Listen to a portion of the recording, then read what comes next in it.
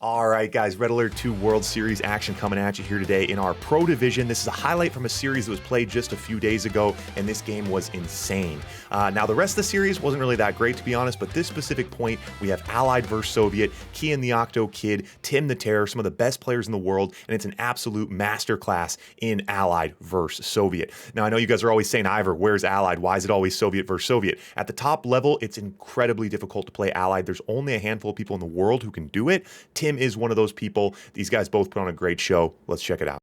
Anyway, again, I do think of him as more of an Allied player, but regular Red Alert 2 Allied is much harder compared to Yuri's Revenge. Yuri's Revenge, I think Allied is much more viable. That's also something that can be debated, which actually, I used to find frustrating, the inconsistencies between opinions about game modes and factions and buffs and nerfs at the top level. But now I kind of find it beautiful. I like that everything is so nuanced. Like, if everything was so bona fide, like this is better, he's better, that's better, this is, it'd be a little bit boring, but there are top-level players, like Frank, who actually prefer regular Red Alert 2 as Allied. But generally speaking, I think you do see Yuri's Revenge to be more viable with the Allied faction because of the slower unit build speeds and the incentive to tech up. Now, regular Red Alert 2 Allied versus Soviet at the top level is personally one of my favorite matchups to watch. The Allied player has to juggle so many different things, Rockies and Grizzlies. Then the Soviet player has to try to deal with their anti-air versus when to build Rhinos. So just this one Rocky early on, you see what this did here, right?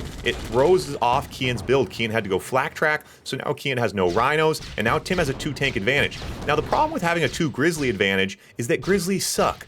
However, now he has a 4 Grizzly advantage. Kian out now with his first Rhino. Now Tim has to really do a dance here. He has to try to avoid these sentry guns. Does he dive on this miner? Kind of gets stuck in that sentry gun zone for too long there. I like the idea of that from Tim, a very, very aggressive opening here, and now an MCV move from Tim.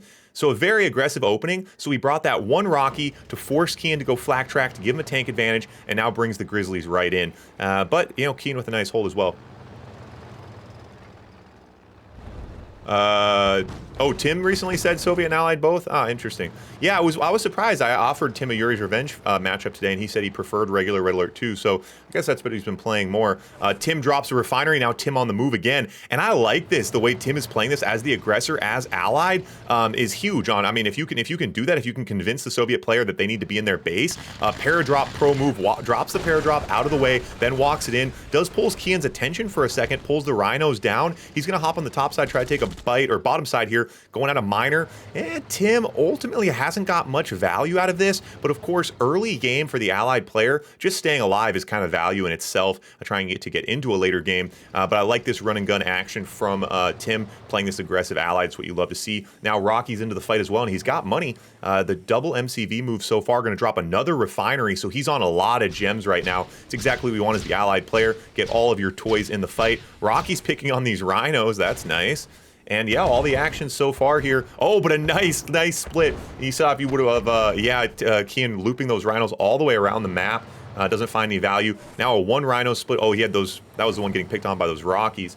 You guys giving him a crate? Give Tim a crate. One more sub. Drop the crate emote. One more sub. Drop that yellow crate emote. Give Tim a power up. I don't know if Tim needs the power up. I think Kian might need the power up. Kian, a few of those tanks the Rockies chasing him down. So Tim does hold that position here. And now Kian with now Kian's stretching out. So this is kind of interesting. Their base is getting close together here on the left side. All right, so Tim adjusting back over. Yeah, so Kian's tried to, probe downfield a little bit here, but hasn't gotten much done. And so Kian, now look at Kian's economy here. He is going to start mining dirt. He was able to expand bottom left here, though. So this is pretty healthy for his economy, but Tim definitely has map advantage right now. Oh, the crate's timed out. You get progress. Where you at, man? You're an hour late on the crate. Now no one got the power up. Come on, buddy. Lights are flashing. What's happening? You Weezer with the sub, my guy. You're a sub now, dude. You could have helped out. Now you can help. All the different emotes, 3 of them in a row, trigger an effect. You're saying, Ivor, how do these effects affect the game? How do the effects affect the players in the game? They don't, but they're kind of fun. A lot of Rockies here. We got a couple flag tracks in this group, and now this is where this top level play where it gets so interesting is managing the flag tracks and the Rockies. The biggest thing for the Soviet player is not over committing to the Rockies. Hey, what'd you get? Tim got a bear hug? Oh my gosh, how worth it was that, Weezer? How worth it was that? Was that $5 Twitch sub? Was that the best $5 you've ever spent in your life? Mirage tanks into the fight now for Tim. As we get over to tech, that's when things generally can start shifting in the allied player's favor even more. And let the higher ground here, beautiful unit control, and Tim devours Kian's army on that top side. Mirage tanks, of course, just demolishing those rhinos. And with that, it's time to go hunting now. Tim gonna head downfield, see what he can get done here. Kian on the ropes, and not with a couple smoking flak tracks and a prayer. 6 rhinos now. Tim's gonna put pressure bottom right where that MCV is.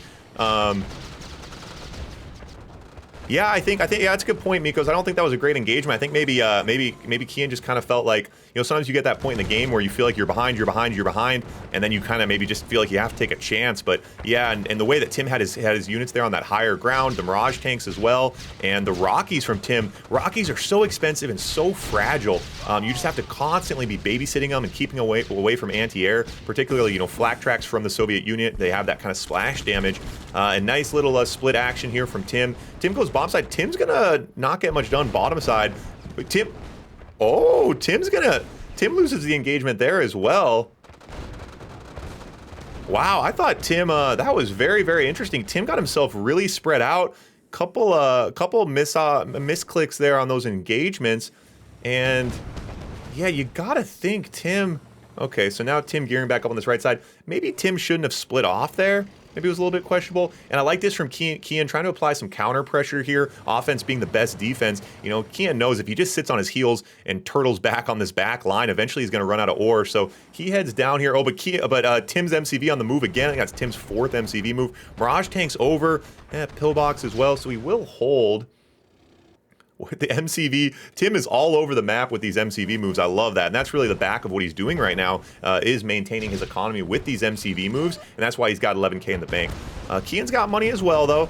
But the Kian not making the switch over to drones. He does have some Desos in the fight. Now a lot of uncontested Grizzlies, and Kian's army a bit out of position. Kian doesn't have much of an army anyway, to be honest. Refinery does go down, Miner goes down, and now Tim finally able to get some value, but Tim is going to hop out here. And a couple sentry guns. Oh, and the Desolator right there as well. So probably a good retreat from Tim. He needs to maybe try to consider getting some Rockies back into this fight to help deal with the Desolators from Kian. And I like this from Kian. I like it for Tim. I think he's going to win the game. But I like that Kian's really forcing him to convert this position. Now the Desolator does deploy. Nice map awareness there from Kian. And yeah, Tim just continuing to keep pressure on here. Now the Mirage tanks, Desolators, man, hard counter those Mirage tanks. You have to be so careful. Mirage tanks are literally pieces of paper on radiation. Once these Desolators come out, and especially playing a big map like this, where both players are so comfortable with these splits, the Desolators can be really, really tricky to manage. Now Tim's army a bit out of position here. Ooh, but I like this. Now on this hit and run, he's gonna get a couple miners on that run through. Should be able to, but needs to be careful. If he stops here, he is gonna get out tanked by those rhinos. And now Kian gonna go up and hit this MCV. Tim needs to be very careful. Couple Mirages get routed out of position, and look at this push from Kian. Kian pushing his MCV up to Tim's MCV, and what an absolute slugfest. You love to see it here.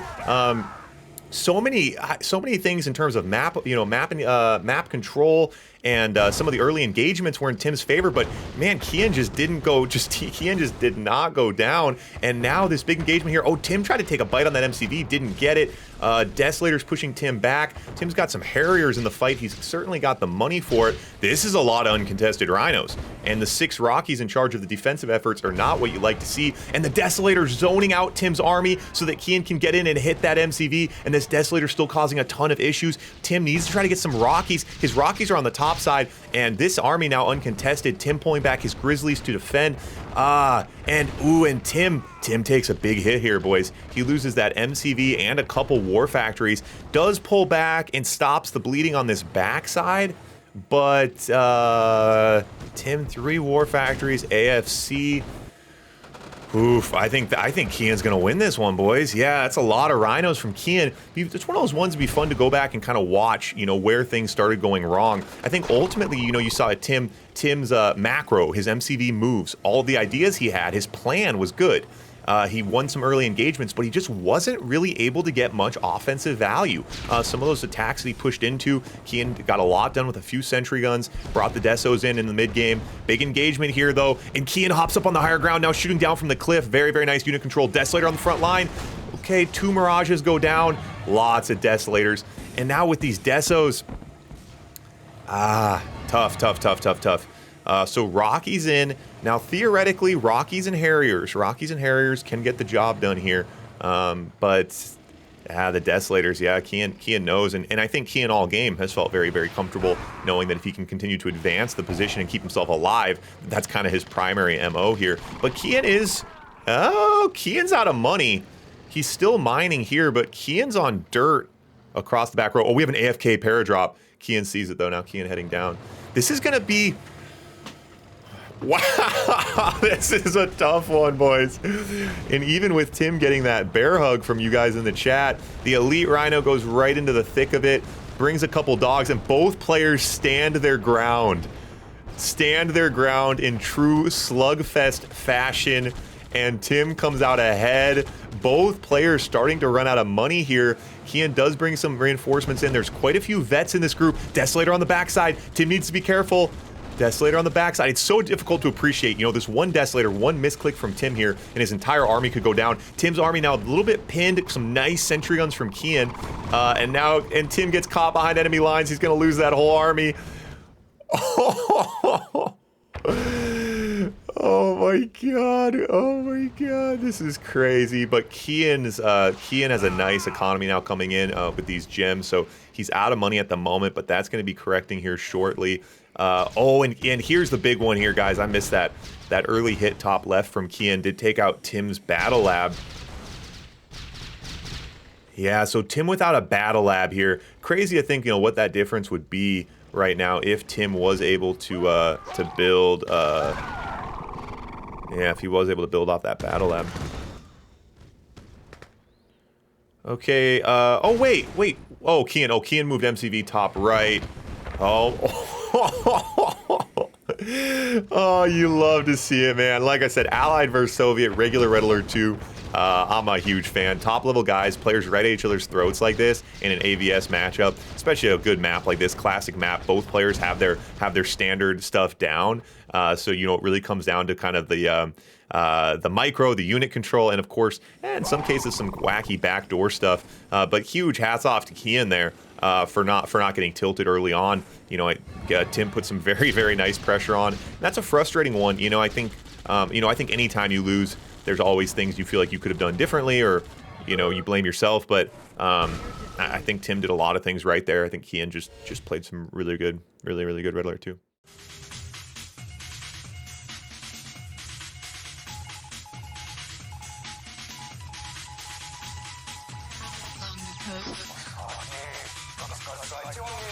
Perfect.